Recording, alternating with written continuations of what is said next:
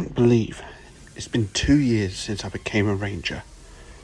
Since the Morphing Master chose me to become the Red Cornish Ranger. I had a team, the Royal Britannia Rangers. I was mentored by Merlin, the great wizard of King Arthur. And then one day, it was all taken away from me by Nephus, the Royal Blue Ranger. I don't know what she's up to, and I don't know what Loki's master plan is, but I'm gonna stop it. And this time, I know where she's going. This time, I'm gonna stop her.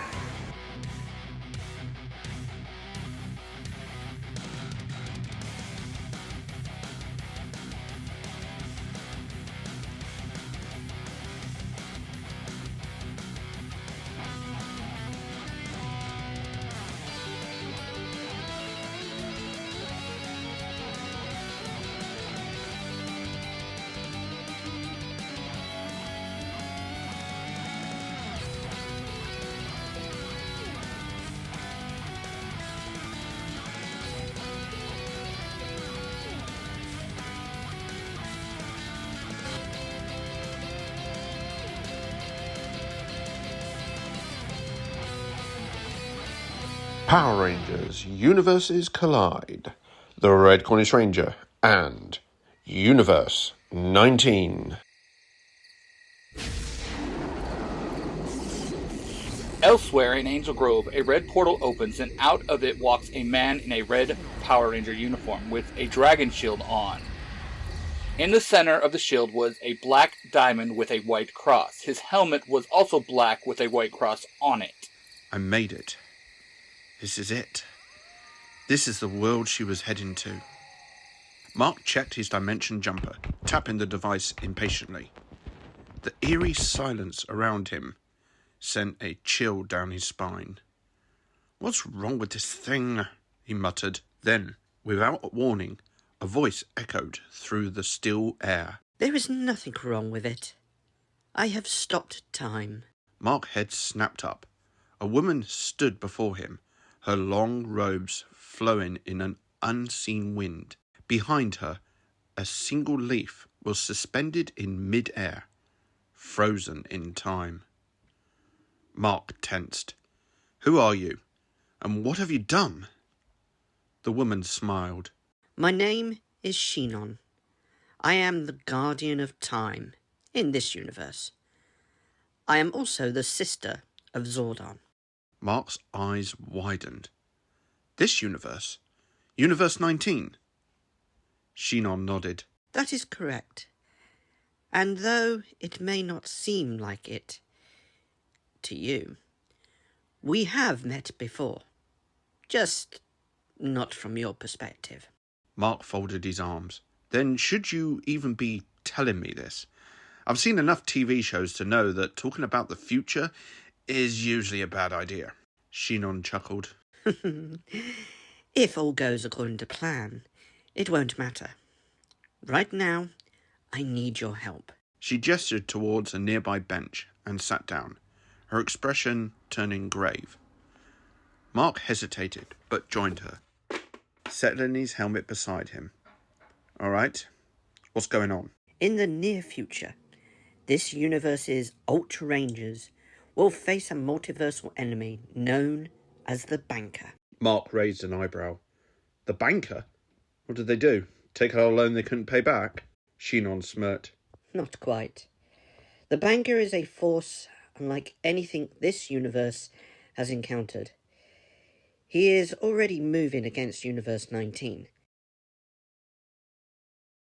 Mark's expression darkened. "Where do I come in?" We stand at a nexus point, where time has already been changed.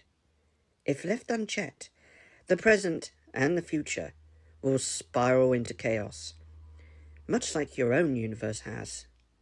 But you can stop it. Mark exhaled. "Let me guess. You'll send me back in time to fix it." Shenon nodded. Correct. You must return to the year 1994. The banker has already altered the timeline. 5 out of the 6 Mighty Morphin Power Rangers have been taken. If we do nothing, history will collapse. Mark picked up his helmet, weighing his decision. And when I return, I won't remember any of this, will I? Shenon smirked. You catch on quick. Mark sighed. Figures. A swirling time rift opened before him, crackling with raw energy. Go, now. Find Jason and stop the banker. Without another word, Mark stepped forward, vanishing into the portal.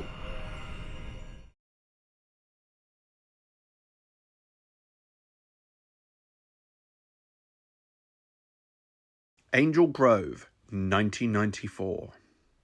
Mark landed in the familiar Angel Grove Park, his red Cornish Ranger armour gleaming under the California sun. He glanced around, scanning the eerily silent surroundings. Something felt wrong.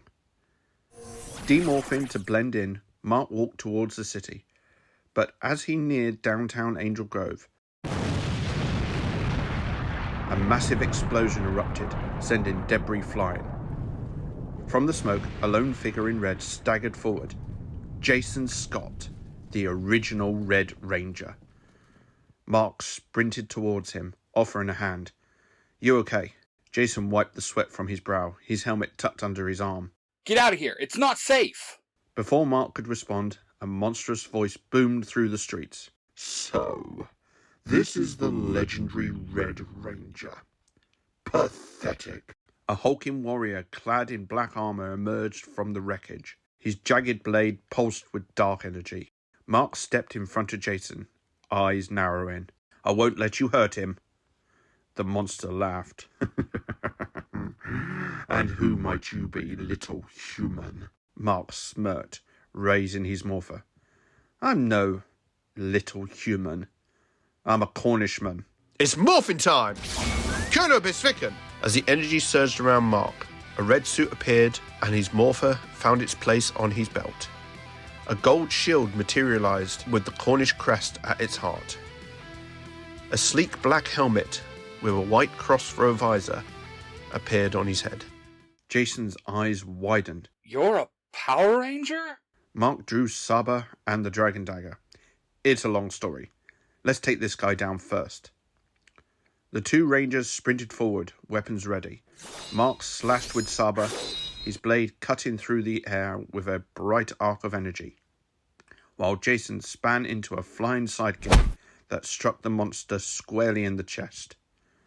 The creature roared in fury, raising his arm and unleashing a barrage of dark energy blasts. Mark and Jason dodged and weaved between the explosions, closing the distance once more. We need to take this thing down fast, Mark shouted, flipping over a blast and slashing with the Dragon Dagger. Jason followed up, delivering a powerful roundhouse kick that sent the monster staggering backwards, sparks flying from its armour. The creature growled, clutching its wound. Fine, but I still have your friends. Before they could press the attack, the monster vanished in a swirling vortex of dark energy. Jason clutched his fist. Coward! Mark turned to him. You're right. Jason took a deep breath, then extended his hand. Thanks, man. You really held your own back there. Mark shook his hand firmly. No problem. But if your team's in trouble, we should head to the command center. Jason shook his head. I already tried. When that thing showed up, it took the others. It somehow blocked me from teleporting there. Mark frowned. Then where do we go? Jason tapped his communicator. I know a place, and I know someone who can help. He pressed the button on his wrist device. In a flash of red and white light, the two rangers disappeared, leaving behind the ruined battlefield. Within the dark halls of Zed's fortress, a cloaked figure stood before a kneeling black armoured warrior. My lord, a new ranger has appeared on Earth, The warrior reported. The shadowy figure stepped forward, his presence exuding raw power. Yes, I am well aware. the Red Cornish Ranger from Universe 20. This is Shenon's doing. The warrior hesitated. Do you believe he has come from another time? The figure's eyes glowed. Undoubtedly. This is a desperate attempt to undo our work. But it will not matter, Yama. If you fail me again... I won't, Yama swore. He turned towards 6 chained prisoners against the wall. Among them were the 5 original rangers, battered and bruised. But the 6th...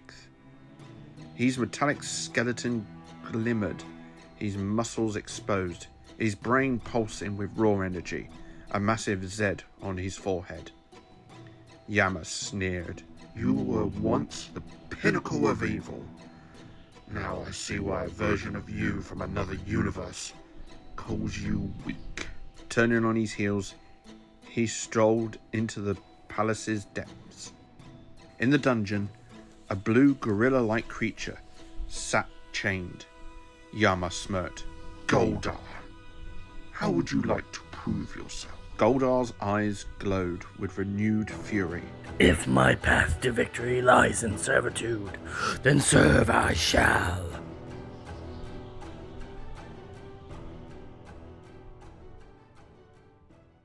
On the outskirts of Angel Grove, a red and white flash lit up the darkness as Jason and Mark materialized inside a dimly lit, abandoned warehouse.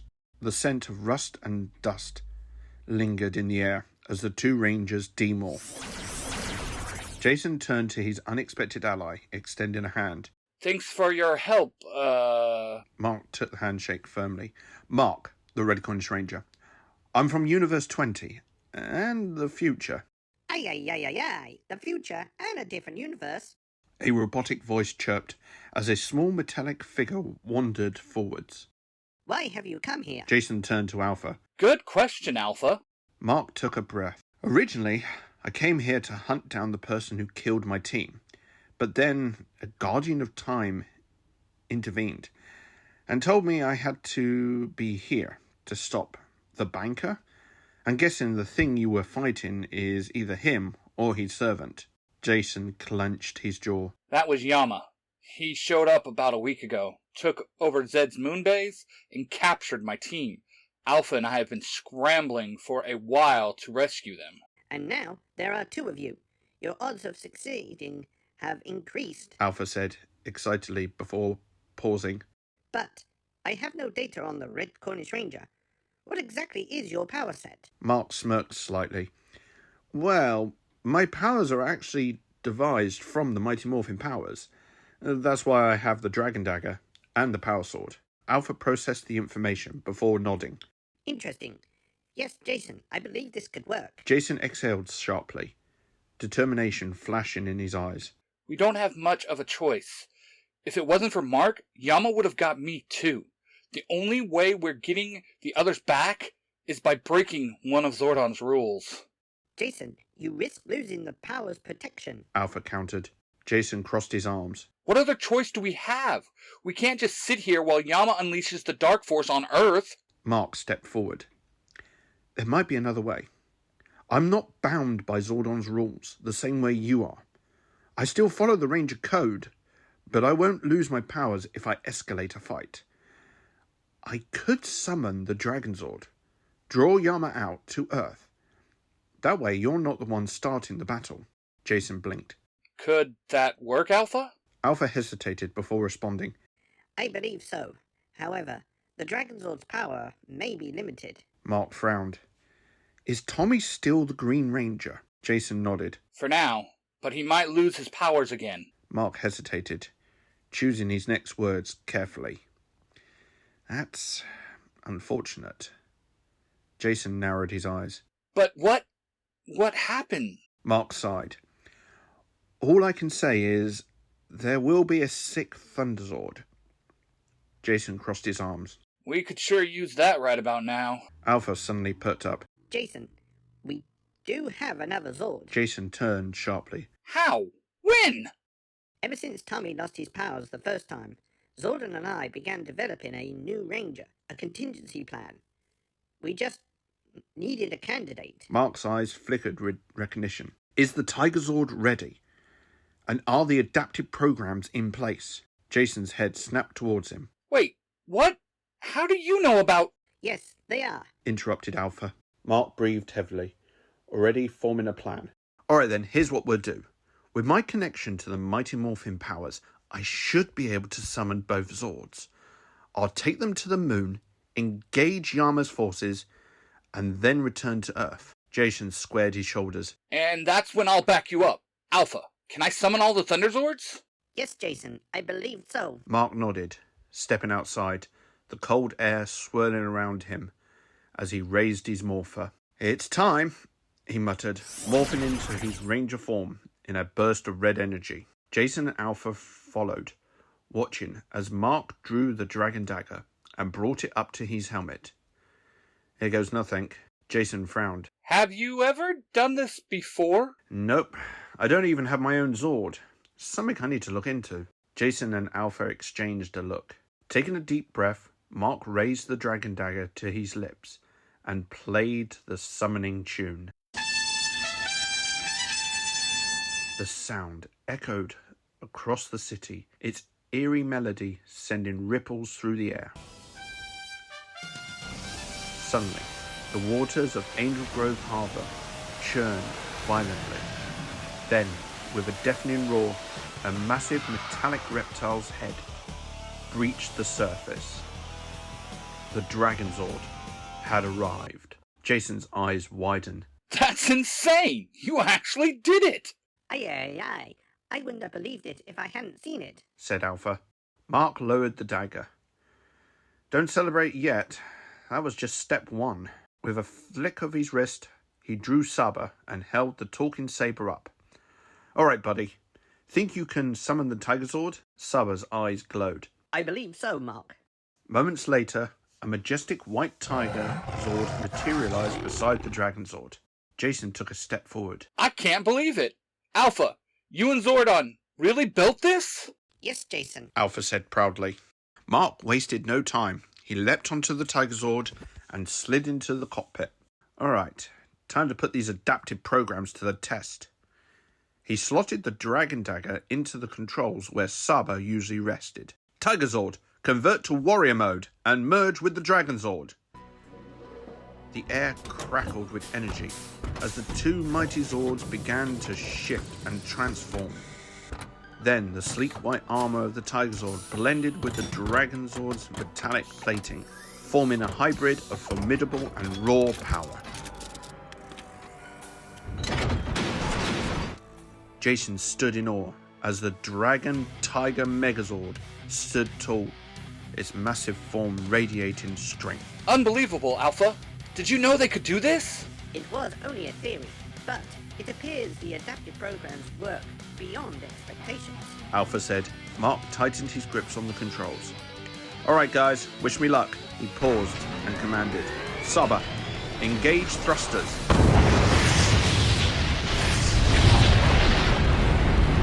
With a mighty roar, the Megazord's engines ignited, and in a blinding streak of light, it shot into the skies, heading straight for the moon. The Dragon Tiger Megazord landed with a thunderous impact on the cold, lifeless surface of the moon. Before it stood a towering figure, gleaming in the dim light. Goldar, fully grown, his gold armor reflecting the eerie glow of Zed's fortress behind him. You will go no further, Ranger. Goldar bellowed, his voice reverberating across the barren landscape. Mark narrowed his eyes from the cockpit. Goldar, I thought you were a warrior with honor, even if you were on the wrong side. Goldar gripped his sword tightly. Honor means little when survival is at stake. Without another word, he lunged. Mark barely had time to react as Goldar's blade came crashing down. The Megazord raised its arm, intercepting the strike with a deafening clang. Sparks erupted as steel met steel, but the Megazord pushed forwards, slamming a powerful fist into Goldar's head. The Golden Warrior staggered backwards, growling in fury. Mark tilted his head. Funny, I'd always heard that Goldar was Zed's most loyal enforcer. But you're nothing but a coward. Goldar let out a grueling snarl. Understand, Yama is too powerful. My master, Lord Zed, is chained beside the Rangers like a dog. I had no choice. Mark smirked. Maybe not, but you do now. Goldar hesitated, his sword trembling for a second. Fight me. Make it look good. I have a plan to free your master and the Rangers. Goldar clenched his jaw, but gave a slight nod. Before charging again, the two titans clashed, sparks flying as their weapons met each other. Then, in one swift motion, the Megazord slammed both fists down onto Goldar's back, lifting him into the air before hurling him into the dust with a tremendous crash. Saba, lock onto the palace, Mark ordered. Fire at will. The sentient sword complied, launching a barrage of missiles. Explosions tore through the fortress, sending shockwaves through its foundations. Inside, Yama roared in fury as debris rained down around him. Goldar, you worthless worm! Rage twisted his face as he summoned a sphere of dark energy. With a snarl, he hurled it towards the Megazord. The impact was instant and devastating.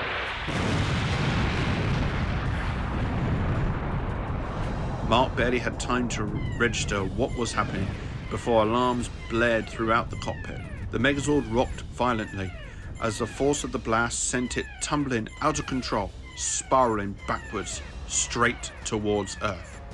Saba, report! Mark shouted over the chaos. The thrusters are offline. We're in freefall. Saba reported. Mark's heart pounded. Can we level out? No, if we don't regain control, we're going to crash. Saba warned. Mark clenched his fist. Not happening. We've come too far for this to be how it ends. The Megazord hurtled through the atmosphere, the heat from re-entry setting its exterior aglow. Then out of nowhere, a formation of mechanical shadows shot beneath it. What the? Mark gasped as the Megazord suddenly stopped, falling. The Thunderzords had arrived. Need a hand? Jason's voice crackled over the comms as the Red Dragon Thunderzord positioned itself alongside the Thunderzord assault team that had just grabbed hold of the Dragon Tiger Megazord. Mark exhaled in relief. You have no idea. Let's get you back on solid ground, Jason said, as the Thunderzords guided the Megazord towards safety. Mark's expression hardened as he glanced at the sky, feeling the shift in the air. Yama's coming, he muttered, and he's pissed. The Zords touched down, their massive forms settling onto solid ground. As the cockpit opened, Mark and Jason leapt out, landing in perfect synchronization. Before they could catch their breath, the sky darkened. A force unlike any other tore through the heavens, and with a deafening boom, Yama crashed down, his impact sending a shockwave rippling across the battlefield. A crater formed beneath him. Dust and debris swirled in the air. You insolent fools! Yama bellowed, his voice shaking the very earth. You dare challenge me! You will suffer for this. Jason glared at Mark. I think you made him mad. Mark smirked. I haven't even started. Alpha, how's it looking? I'm happy to report Zach, Kim, Billy, Trini, and Tommy are all safe. I teleported them out just after Yama left. Alpha reported. Jason sighed in relief. Good work, Alpha. With renewed determination, both Rangers turned to face Yama, gripping their power swords as they took battle stances. Let's do this! They shouted in unison. Yama launched first, his massive blade carving through the air with deadly force. Jason, barely ducking in time, rolled into the side while Mark blocked the strike with his own sword. Sparks erupted as metal clashed, the sheer force sending Mark skidding backwards. Jason recovered and charged in from the side, his sword a blur as he delivered a fury of strikes. Yama parried with unnatural speed. His sinister laugh echoed as he swung low, catching Jason in the ribs with a brutal kick. Jason groaned as he flew backwards, landing hard, but rolling into a crouch. Mark seized the opportunity, summoning his dragon dagger. With expert precision, he weaved around Yama's defenses, slicing at the villain's armor, forcing him back. Yama sneered, his patience thinning. He raised a hand, summoning a crackling sphere of dark energy, and hurled it towards Mark. Mark, move!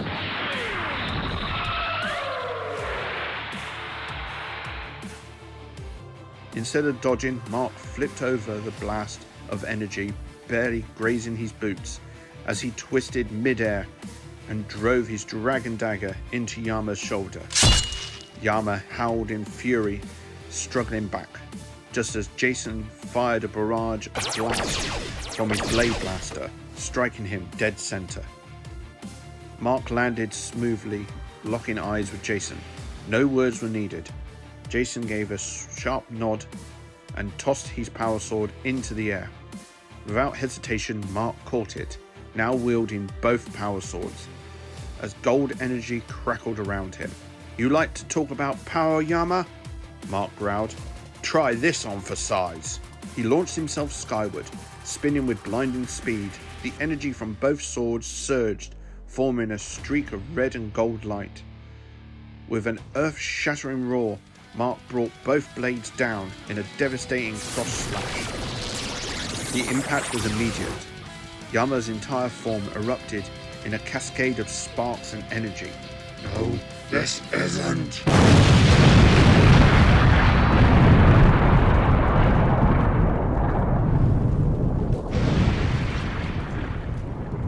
Yama's voice was cut off. His body was consumed by an explosion of darkness. His essence vanished into the inferno. Mark landed gracefully and headed back towards Jason, handing him his power sword. "Pretty sure this belongs to you," he said with a grin. Jason chuckled. Not bad. I think we make a pretty good team. Mark extended his hand. The honor was mine. Jason clapped his wrist firmly. Let's go home. Suddenly, there was a swirling blue mist. Fragments of time flickered like ghostly echoes. Visions of battles fought, sacrifices made, and a future yet unwritten. Mark powered down, exhausted, as he turned to face Shenon. "You did it, Mark." Shenon said, a rare smile gracing her face. With Yama defeated and the banker's grip on this timeline broken, I can finally set things right. Mark glanced around, watching as reality itself seemed to shift and settle. "That was intense," he admitted, "but I guess I won't remember any of it." Shenon shook her head, her expression turning somber. No. Even now, time is reverting to its proper course. What happened here will fade, as if it never was. Mark sighed, rubbing the back of his neck. "Then, let me ask you something, since I won't remember." Shenon nodded.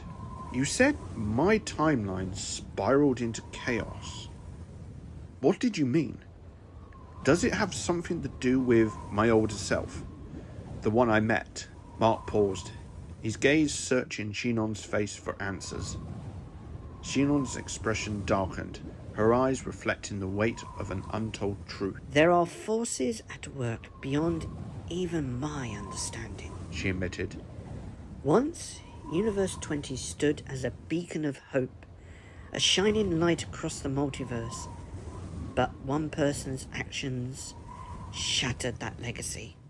She paused, then met Mark's gaze with unwavering certainty. Now, you're the last hope to restore that light.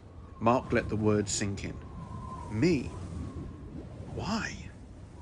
Shenon smiled faintly. Because you represent the best of what Universe 20 was meant to be. You're living proof of the good that still exists.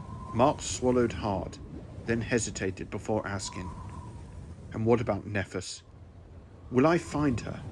Will I stop her?"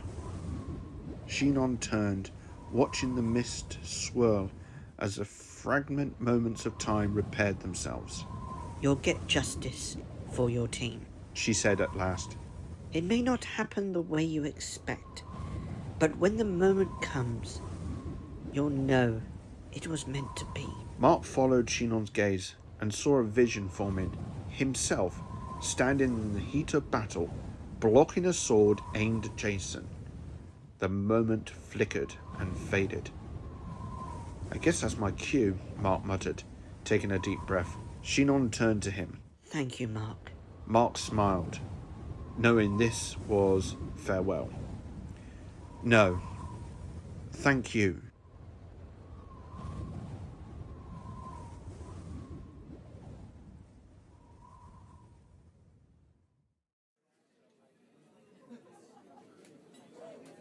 Over at the juice bar, a stranger walks in and up to the bar. Ernie looks up at him and smiles. "Hey there, how can I help you?" "Can you tell me where I am?" "This is Ernie's Gym and Juice Bar. That's me. I'm Ernie." Ernie chuckles. "I'm Mark. I don't mean to sound ignorant, but what country is this?" The United States of America. Do you need help? Can I call somebody? Did you get hit in the head or something?" Ernie asked, looking confused and concerned. I am a long way from Cornwall. Starring Cosplay Dude 637 as Jason, Ty Tiger as The Banker, and A Crown 39 as Goldar. All other roles, including narration, were performed by Mark, the Red Cornish Ranger. Elements of this episode were adapted from Power Rangers Universe 19, originally produced by Cosplay Dude 637. This podcast is a production of the Three Ranger Bros Studio. And a special shout out to our Patreon supporters, Creamy Steve. If you want your name mentioned at the end of an episode, head over to patreon.com/The Red Cornish Ranger.